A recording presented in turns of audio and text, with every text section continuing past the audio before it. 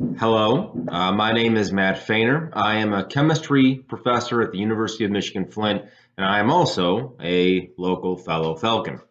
Today, I'm going to walk through the seventh grade lesson 52 science activity, which is called Blast Off. The idea here is fairly straightforward.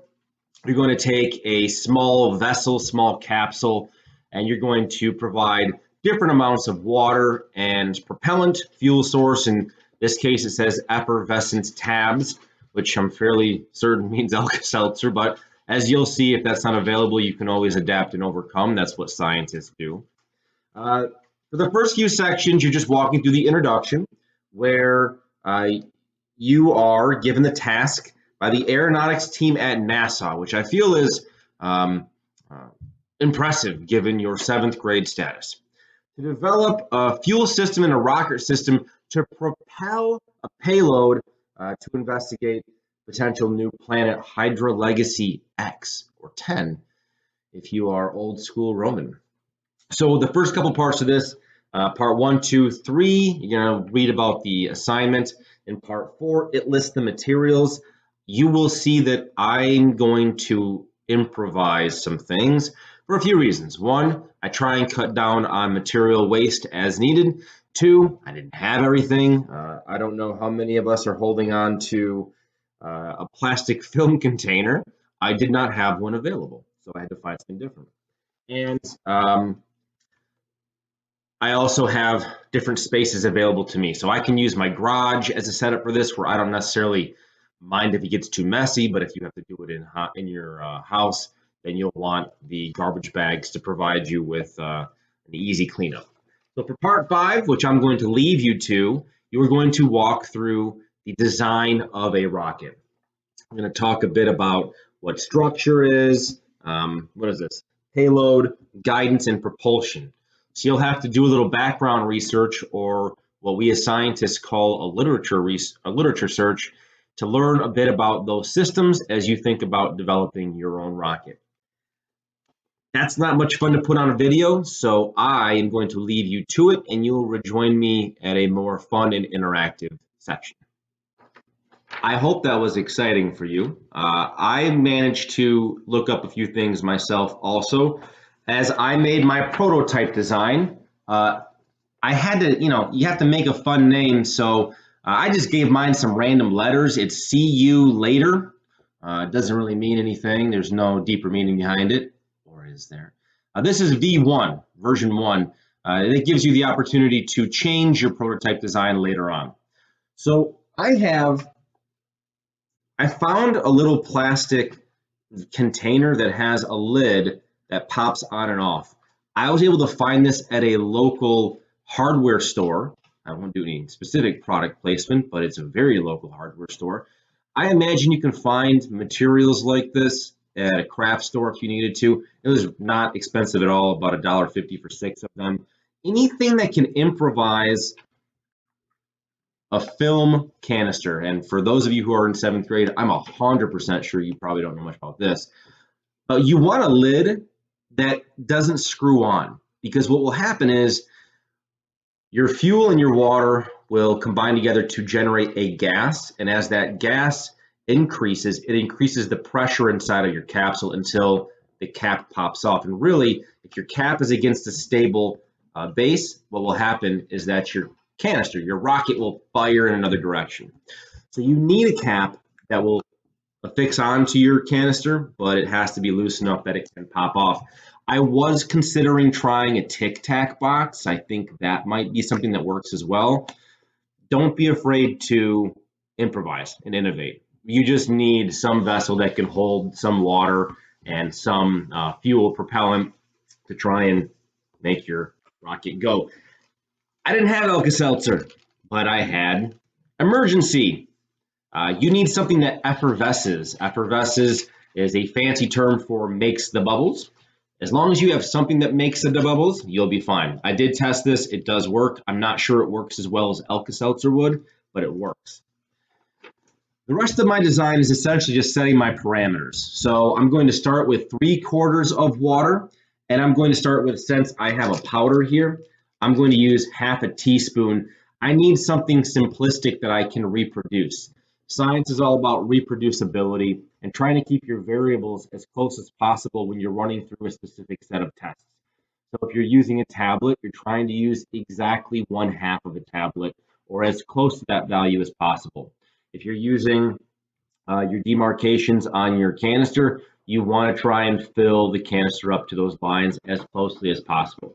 It doesn't have to be perfect. This is an exploratory project, but the idea in a science experiment is when the variables are kept as similar as possible for each individual run, when we complete multiple runs, like we will here, the average gives us a good idea on a predictability, if you will, for future runs. But that all depends on how well you keep your variables consistent for each try.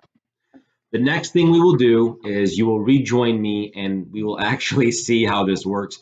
It will be news to me and you because, like I said, I did some dry runs just to make sure that the canister will in fact operate properly, but I can't promise you that this will be anything less than a spectacular failure. Who knows?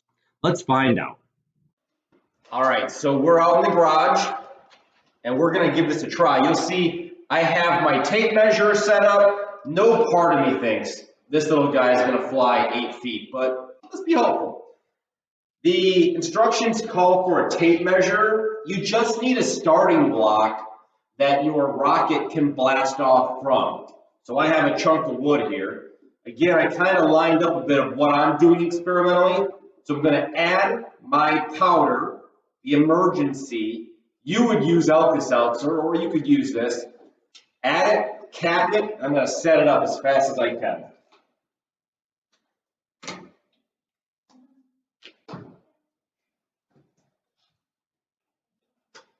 It's expanding.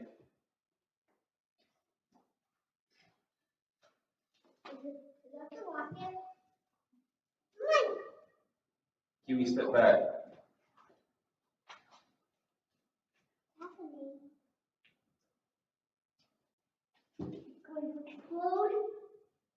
Yeah.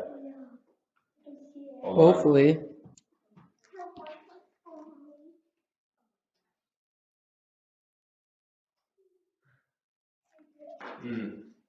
We might need more.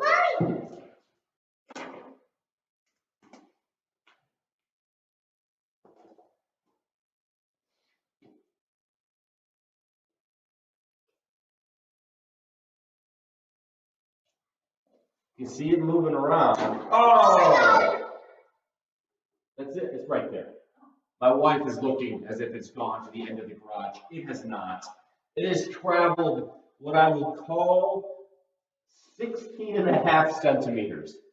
Truly an impressive propulsion system if ever there was one. Now, regardless of how impressive that was or not impressive that was, again, let's take stock of the nearly 1.25 to 1.5 feet I've made my rocket go. We're going to take a pause. You'll join me back after I finish up the 4 trials here. We'll talk a little bit about what I learned, and then we'll talk about how we change. This is the last trial of our first round. Whoa, baby! See? That was impressive.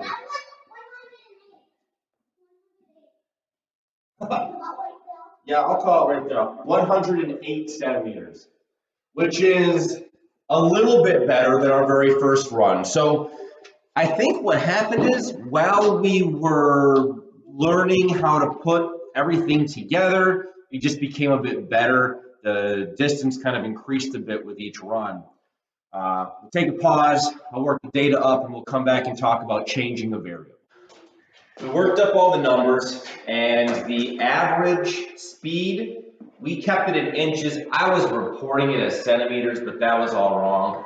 I had it in my head from the assignment that the distance was centimeters, but you can clearly see this is in inches. So we actually worked our data up in inches per second. So distance over time is still speed. That's fine. It'll allow us to run these comparisons. The average speed was about 31 inches per second. with our best speed being 82 inches per second. So now we're going to change one of the variables. And the reason why we do that is we might find huge differences or no differences for the next set of experiments. The problem is, if we were to change two variables, we couldn't explain any differences that we saw. In other words, if I change volume of water and I change the amount of propellant, I can't determine which one of those was the more important variable. So in science, we always change one variable at a time. That way we can make our conclusions draw back to the variable we've been working with. I'm going to change the amount of propellant. I'm going to change it from 3/4 of a teaspoon up to 1 teaspoon. Now my hypothesis would be, if I increase the amount of propellant, I should see my capsule go further. We're going to find out real quick. I'm going to put the propellant in the capsule. Okay?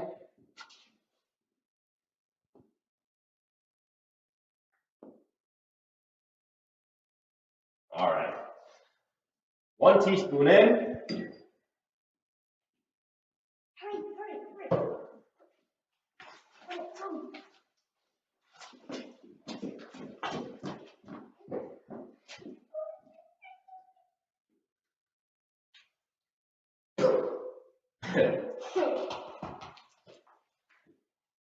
Oh, it's moving. Whoa! Whoa! That went 141 inches. Now, I cannot draw any conclusions off of one experiment. If you remember back to the first trial that we ran in our first set of experiments, it went an uninspiring, 14, 6, 15 inches. It was not impressive at all. So what we're going to do, we're going to collect more trials, and then we'll talk more about the data that we collect. We'll join back then. Welcome back. We worked up all the numbers, and for the second set of trials where we increased the propellant, our average speed over our 4 trials increased from 36.1 inches per second from our first trial to 82.2 inches per second for our second trial. And it looks like we had our best single trial was in the second set as well when we increased the propellant. The best trial from experiment 1 was 81.8 inches per second, and we had 2 individual trials in the second set of experiment, one at 92.1 and another at 154.9 inches per second, which leads us to make some conclusions here about the propellant. As we increase the propellant, our speed increases as well. So the last thing that you should do after you go through and you actually collect your own data is you have the results to talk through. And I just want to give you some context for each of these. So the first question is, how does the second set of trials compare to the first set? And if we're just looking at the average speed, we can see that increasing the propellant increased the overall average speed. It also increased the best individual trial speed as well. What's the next question? Why is it important to keep all of the variables the same except for one at a time? And we talked through that a little bit.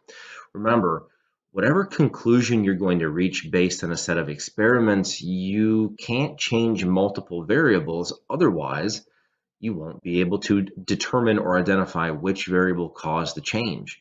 If we would have changed the volume of the water and the amount of propellant and found the results that we did, where the average speed increased by 2, I wouldn't be able to say with any certainty that it was due to the propellant or the water. I just know changing them did something. Since we only changed one variable, the propellant, I can say with confidence that the propellant was the main factor in causing my speed to increase. That's why we increase one variable at a time. And the last thing that we'll go through here is what number of effervescence tablets and amount of water propelled your rocket the furthest. Honestly, the answer here is obvious, right? My 1/2 volume and 1 teaspoon effervescent tab or emergency propelled my rocket the furthest, but that doesn't mean if we kept doing more experiments, I would come up with the same answer. Have some fun. If you have the space and the time, try different volumes, different amounts out, and really get an idea of what would propel your rocket the furthest. Oh, and a fun side note, if you can find some bigger containers, you can really make that puppy go. Ours went, I think the furthest was 105, 141 inches. I bet any amount of money that if you could find an actual camera roll or a container that's a bit bigger, it will go much further, right? More fuel, further distance. So I hope you have fun. There's a final section of communicating your results, which is really important in the sciences. That's where we write up our results and communicate it out to the general public. Take a crack at it, right? Finish up the assignment. Have fun. Science is all about trial and error, and it's all about adapting. So if you have to make some changes like I did, go for it. And yeah, best of luck.